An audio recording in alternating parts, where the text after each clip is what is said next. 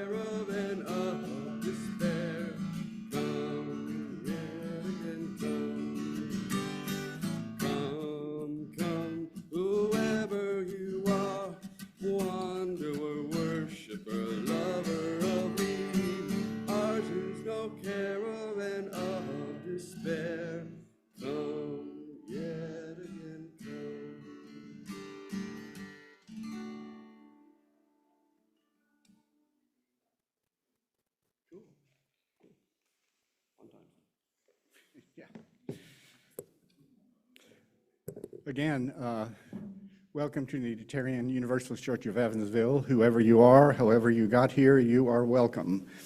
All of you. You are more than the sum of your parts, and we welcome all that is the essence of you. And thank you for being here, either in present or virtually. I wanted to ask if there are any church announcements to be made today. I have one.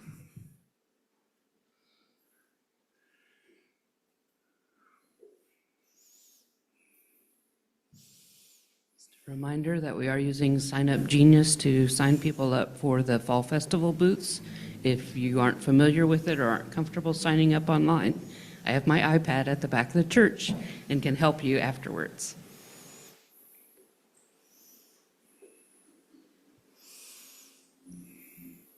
Good morning. We will have a Friends Night Out in October. It will be Friday the 18th. We're going to China Bistro again. We had a really good time there last time. And so I put a sign-up sheet on the table out there.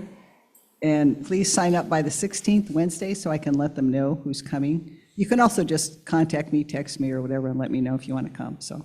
And I'll be reminding you every Sunday until then. Thanks.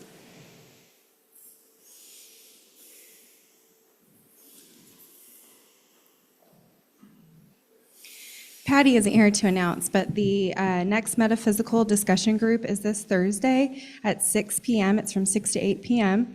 The first one that we had last month, she said it was really, really good. People are very interested and people are engaged in the topic. So if anybody's interested in topics related to the metaphysical realm, join us. Cool. Thursday from 6 to 8.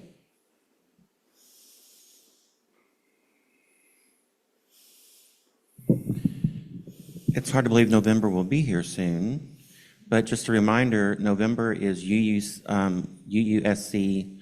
Guests at Your Table month, and we'll be having little boxes. We haven't done this in a while. We'll have little boxes that you place on your dining room or kitchen table, and when you think about it, throw some spare change in. For Unitarian Universalist Service Committee, Guests at Your Table. November, they are the monthly plate share. So keep that in mind. I'll be having little boxes for you to take home out on the table soon. Thanks. Okay, and I wanted to announce next week is our animal blessing service. So I want to give a heads up if people have pet allergies, please be aware. and we want to be sensitive to that, but we also have found this to be a pretty meaningful service. So if you have an animal companion of any sort, bring him or her, and we'll have a blessing service for them. Wanted to ask too, this is, we don't want this to be a painful exercise, but we do like to recognize visitors, and if you are a visitor today, if you're willing to stand and tell us who you are so we can acknowledge you and greet you properly. Any visitors this morning? Anybody online? Okay, well, none, since we're all familiar, but let's still take a few moments to stand up, model how that we're not isolated beings, but we are connected, and stand up, greet one another, and share the energy of the room. So take a few moments to do that.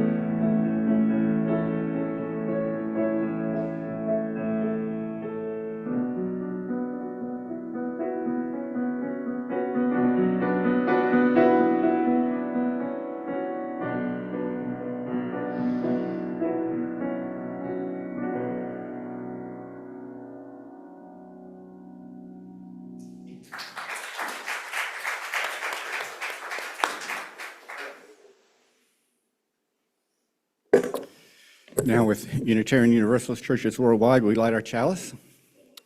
Deborah's going to help us with that this morning. Thank you. These words are by Leonard Macon. We affirm the unfailing renewal of life, rising from the earth and reaching for the sun, and all living creatures shall fulfill themselves. We affirm the steady growth of human companionship, rising from ancient cradles and reaching for the stars. People the world over shall seek the ways of understanding. We affirm a continuing hope that out of every tragedy, the spirits of individuals shall rise to build a better world.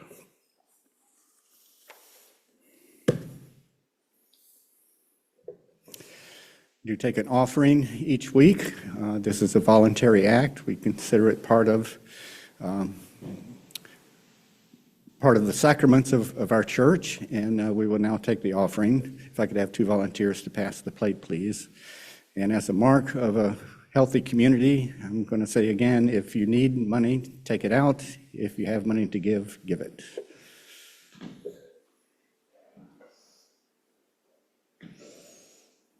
Thank you.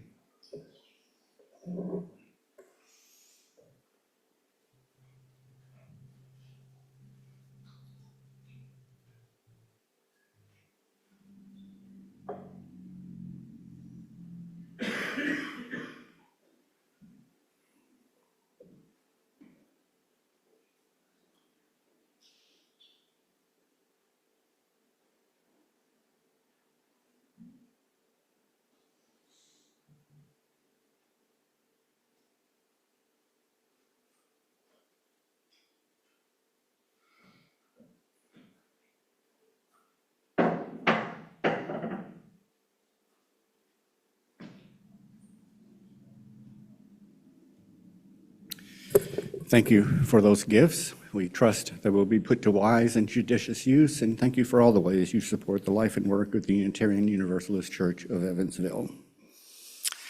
And now we do have a story for all ages, and Ashley has generously agreed to help us with that this morning.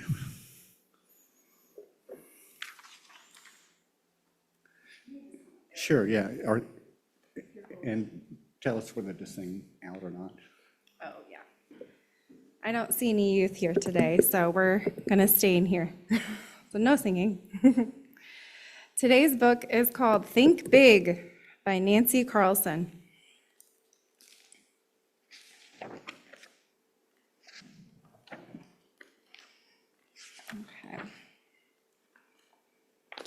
When Vinny came home from school, Mom asked, "How was your day?" "Not so good," said Vinny. "On the way to school, George called me shrimp. At the library, I couldn't reach the chapter books.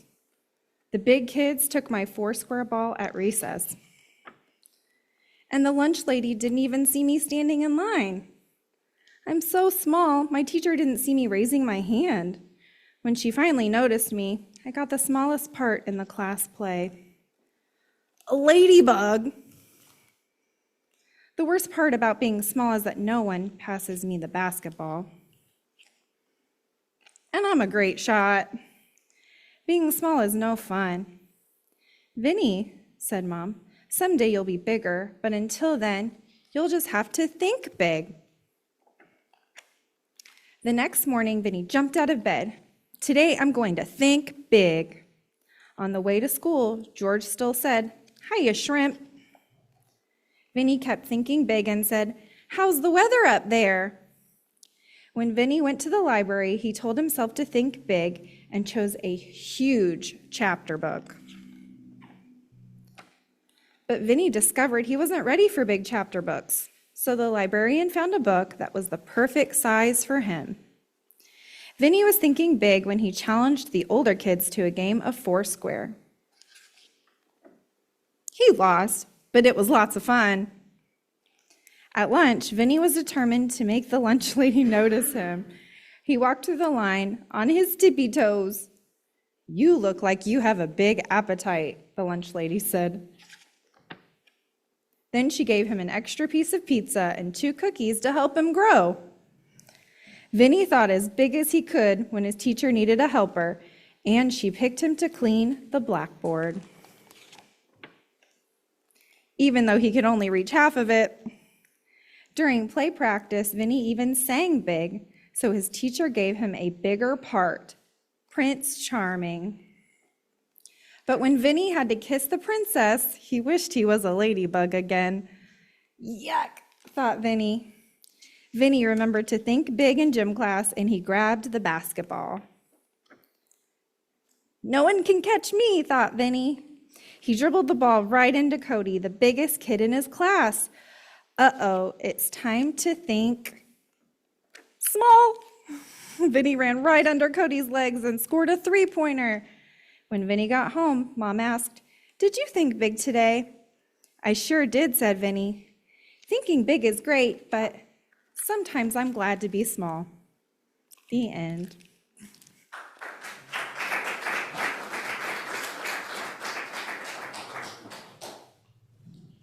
Thank you, Ashley.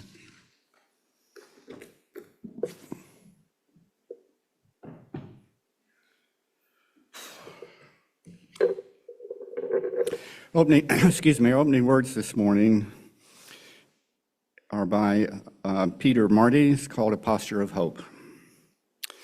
No, everything is not fine, but we can help each other envision a better way. Most of us have participated in conversations in which someone mentions a discouraging political trend or societal crisis of the day. That's usually when other participants weigh in with their own take on the present gloom. From there, the shape of the conversation deteriorates rapidly. Good cheer gets replaced by a cloud of pessimism. Only a shift to idle chatter about the weather tends to rescue the moment. Despair is easy to come by in anxious and divided times. But there is another way. We can choose to live with a posture of hope instead of a disposition of dread. To be for good and important things in life is more noble than merely being against disturbing events and trends. One of our greatest gifts is our ability to choose. Through our choices, we become certain kinds of people. Attitudinal choices and adjustments in outlook, when we are able to make them, reveal what kind of people we get to become. David Seispress captures this truth in his New Yorker cartoon featuring a couple walking on the beach at sunset. They've obviously been arguing. "All right, Stephanie," the man says exasperatedly, "you win. It's great to be alive." Yes, it is great to be alive. Negative energy has never taken anyone anywhere significant, so far as I can tell. Complaining about life rarely brings satisfying results. And cynicism about the world around us is just a way of keeping distance and exempting oneself from responsibility or involvement. As poet Christian Whitman once said, cynicism is nothing but a retreat into your own little refuge where you can point and make judgments, all the while feeling a sense of superiority.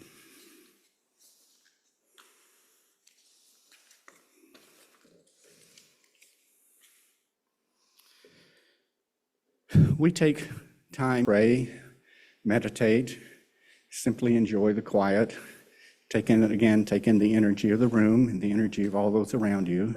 And after a few moments of doing that, we will break the silence by singing together hymn number 123 in the great hymnal, Spirit of Life.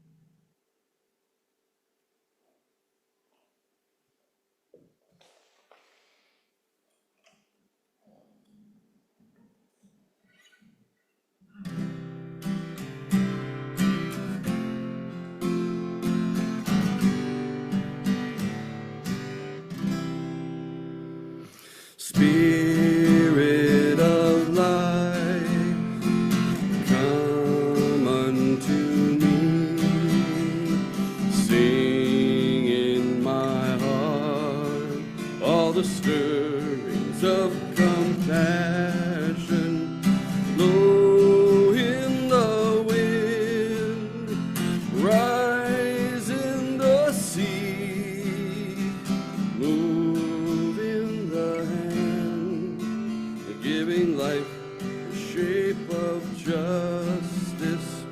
Roots hold me close, winds set me free. Spirit of light, come to me, come to me.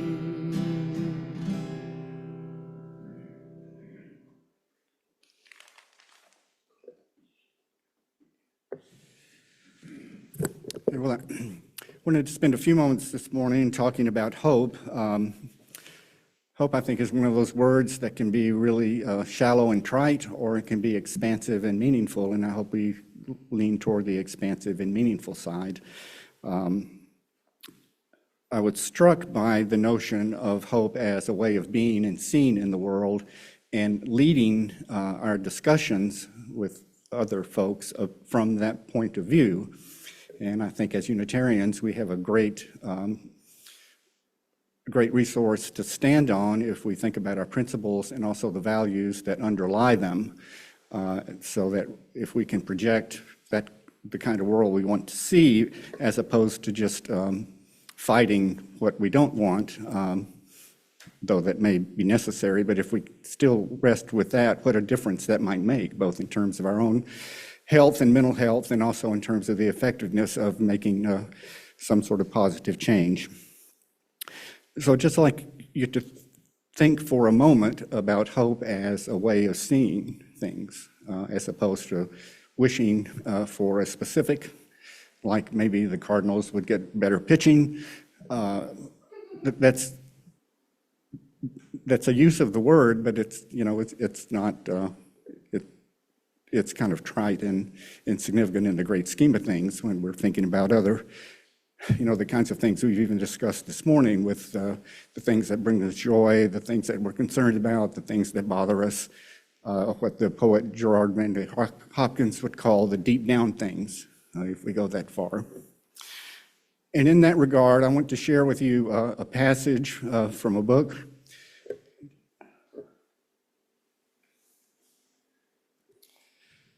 by Eugene McCarraher, with an Irish name like that. It's got to be good.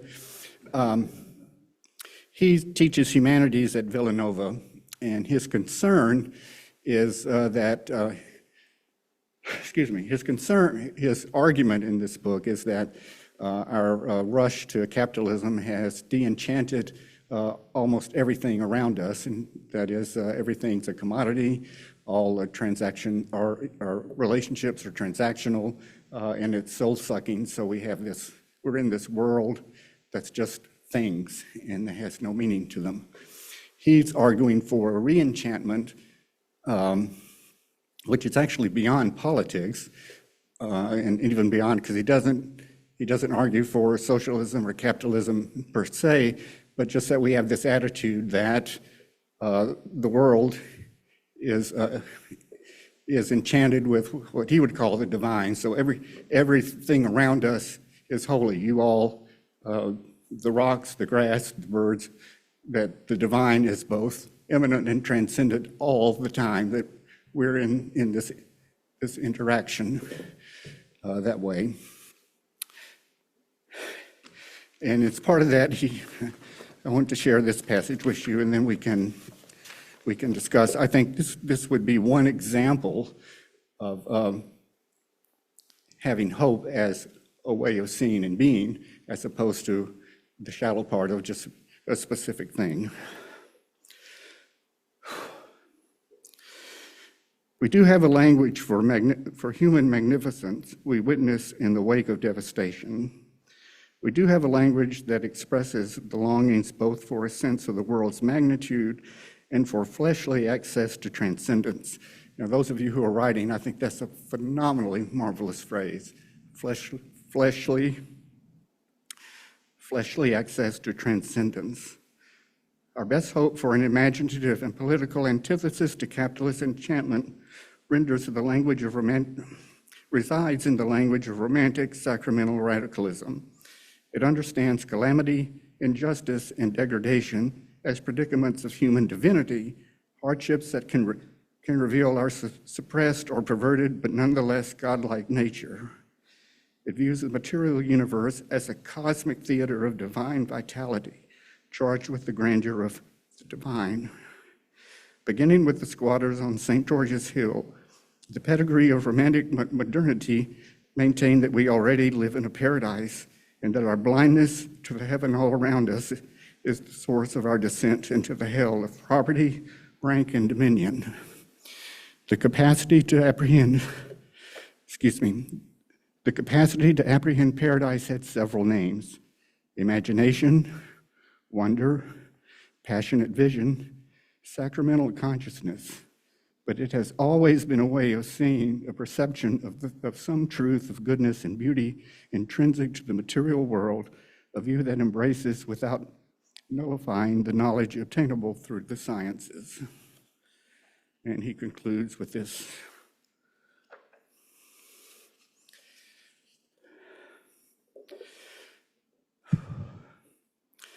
The New World has always been present.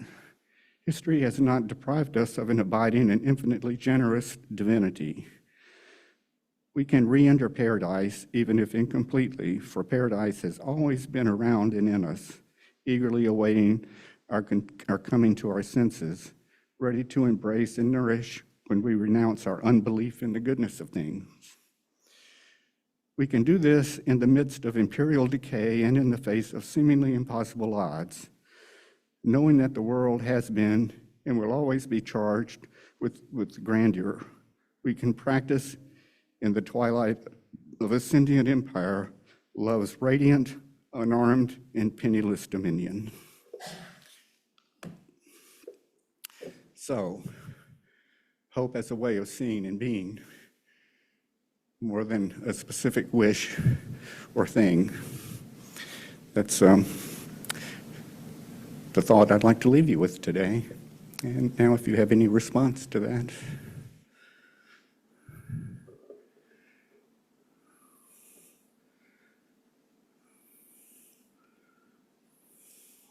Yeah, I'm just nervous. First of all, I have hope because there are people in the world that can read stuff like that and make sense of it.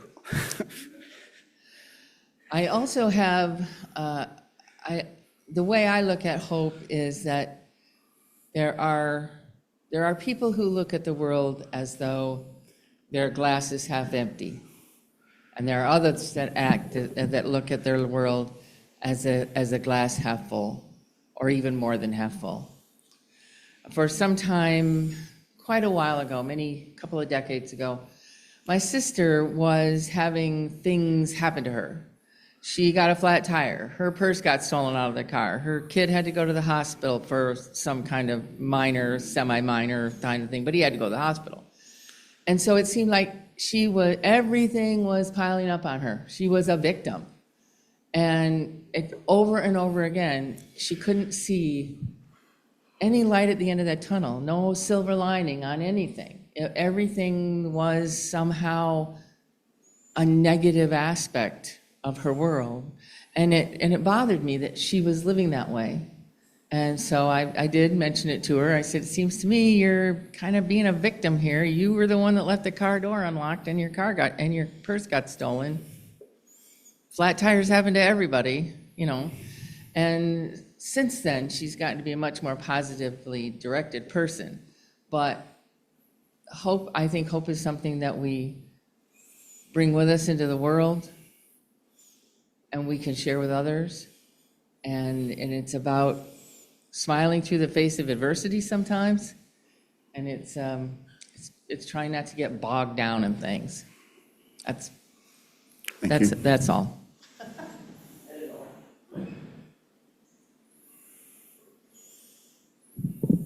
I heard a sermon a long time ago, and it really stuck with me.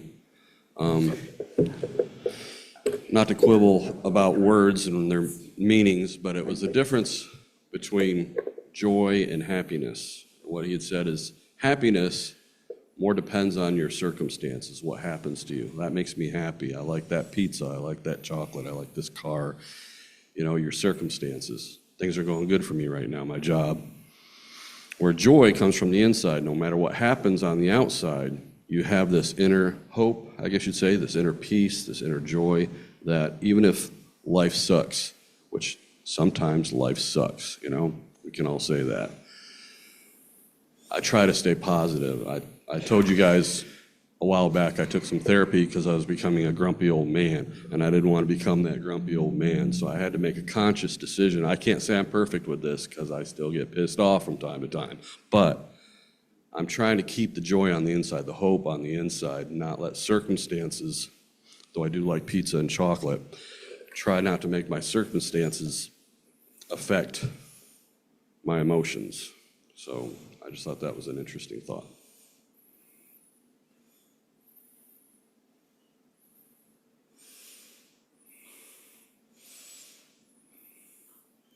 Thank you for those thoughts. It's very beautifully written as well. I appreciate that. I might like to take a look at that later. Oh, yeah, well, you're welcome.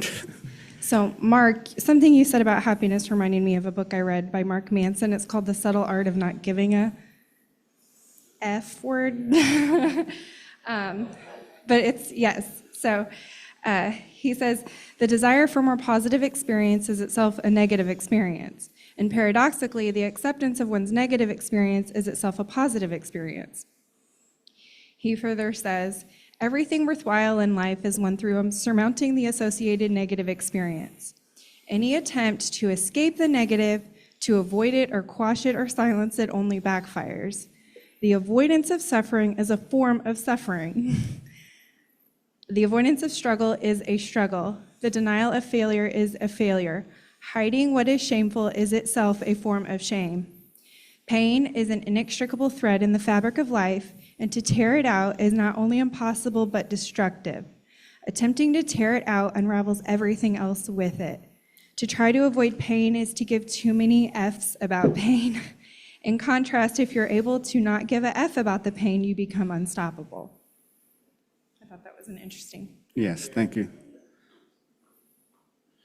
Let me add one other thing. I think, like a lot of things, hope has an individualistic application, which is very real and important, but I also think it has a social and political application. And for example, and again, I'm informed by this book by McCarraher, if I'm pronouncing that correctly. If my hope, based on all the values that I think are important and come from the deep down place to make my life meaningful and my vision for how my life in the world can be meaningful, is that there's a vision of how the world can be. So that, like, for me, it would be that there's universal health care, there's strong labor rights, there's a functional educational system, that there's mass transit, that in all alternative energy programs are realistic and viable and don't just change the players and still screw people over. That's what I lead with, and it gets beyond having personality clashes about who's good and who's bad. What I want is this, and to lead with that would be an example of, to my mind anyway, of seeing and being out of hope.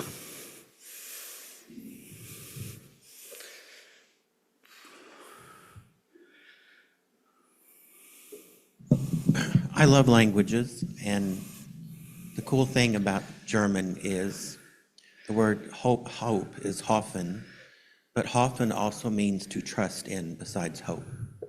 So you can use hoffen to hope or to trust in, and I like that they've correlated the word hope with trust. Yeah, thank you.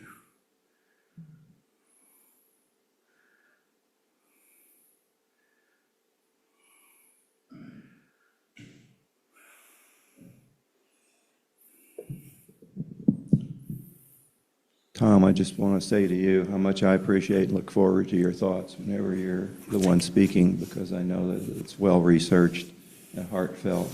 Thank and you. I always get some hope from you.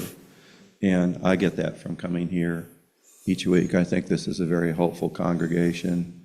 And the fact that individuals take turns standing up here and giving something from their heart. And I like to think the glass is half full as much as I possibly can. And I get a lot of that when I come here each week.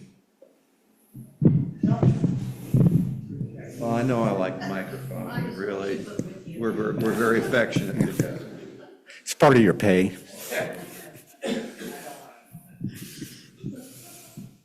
I'd like to say ditto on what Dane shared about town. And thank you to Ashley, because now I'm pretty clear that I'm a person who doesn't give an F. And also to Chris and your linkage to trust, because about 7 years ago, and it went longer than that, I was at a pretty chaotic state in my life. And as someone who was I wasn't raised with a strong Christian background, and God has a nebulous meaning for me. And I was with a Catholic friend who had what she called faith. And I just kept wondering what that was. And what I came to for myself was that faith is being willing to know that we have no clue of what's going to happen. I mean, the reality is we don't address the fact that we just don't know if we're standing on a precipice, if we're going to keel over, if we're going to wreck our car. But for me, faith is knowing that I don't know, and yet having a sense that it's going to be okay.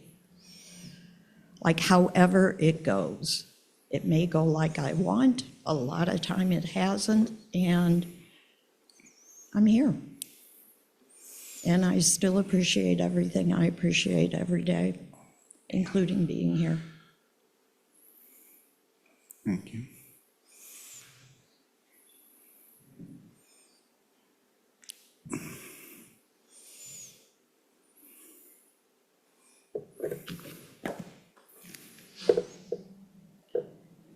I saw an interview with Jane Fonda the other night an interview by a podcaster named John Lovett, who's on Pod Save America, but has his own.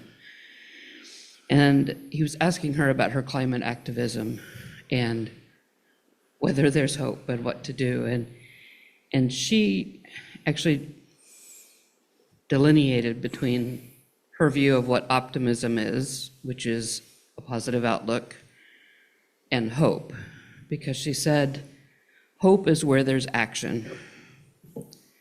So look for action and hope will come. Speaking of Jane Fonda, there's a joke that Bill Clinton, George Bush, and Jane Fonda were all standing together, and the question was, what was the difference between them? Jane Fonda was the only one that went to Vietnam.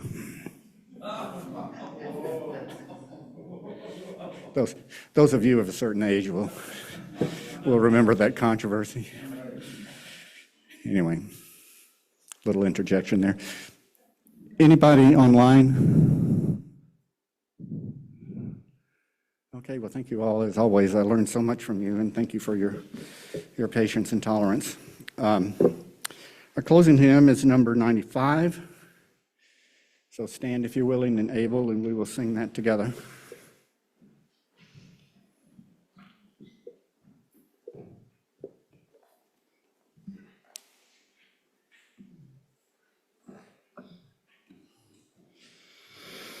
One of the cool things about this song is that it's an African-American hymn, and it's full of hope. It's very good choices of songs there, Tom, because that one line says, I'm going to keep on until I find it. It's like a lot of respect. If you were an African-American during the civil rights and you still had positive vibes and hope, I think that's just really cool. All right, here we go.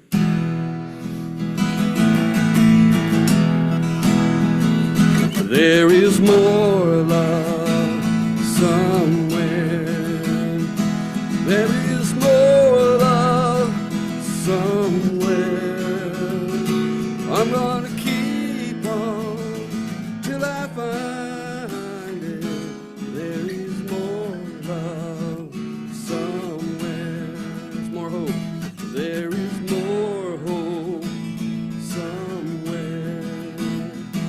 There is more hope somewhere.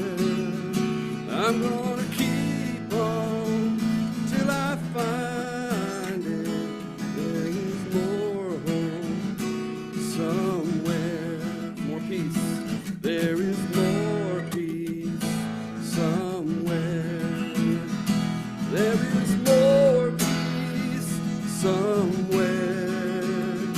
I'm gonna keep on till I find it. There is more peace somewhere. More joy. There is more joy somewhere. There is more joy somewhere. I'm gonna keep on till I find it. There is more joy somewhere.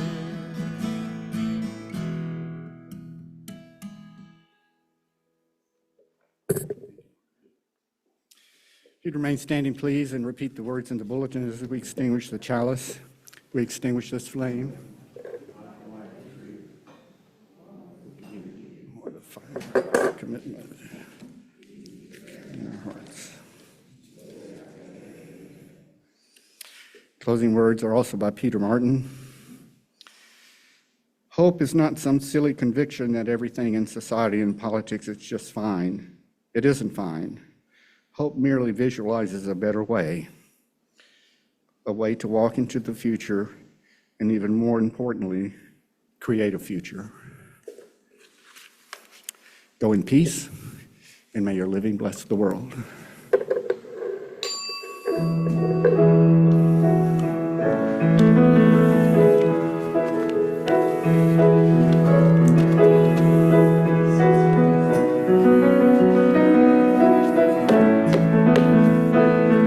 Do something for me.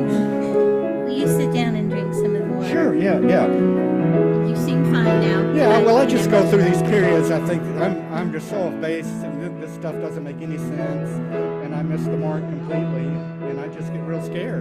But I want you to sit down because it'll get your breathing regulated again. The Yeah. water's good for you. Yeah. And that's fine, you know. No. I would like you to read it slower. Well, see, that's the other thing, because the more scared I get, the more Faster you go. quicker I go, which is bad. I mean, I know it's bad. Not bad, but I just want to Oh, be yeah. sure before you get off the podium that you sit, Yeah. take some deep breaths and drink some water. Yeah. And she'll make you do it. No, well, I'm just telling her, no, I'm scared. I thought I was losing all of you and that I was doing this crazy thing that nobody cared about. And when that happens,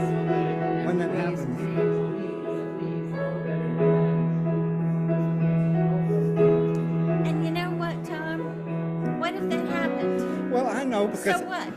but you deserve better than that. But I'm just telling you. Yes, no, you tell me what And you maybe think. that's mentally sick or whatever, but I'm telling you, when I come up here, if I'm not doing something that's worthy of you all, that's not good. That's not good. It's hard on you, I know that. Well, that's not what you're doing. I accept the fact, I validate the fact that that's how you feel. Yeah. But if you feel that way, please get some water, take some deep breaths, because you were pushing yourself physically as well Well. as mentally, and I want to be sure you're okay. Well, one less white male, but Yeah. No, you'll be okay. I'm just kidding. You are okay. Well, I believe that. Everything Yes. you always bring to us is wonderful. Always. I just get, yeah, just hits me sometimes, Deborah. I don't know.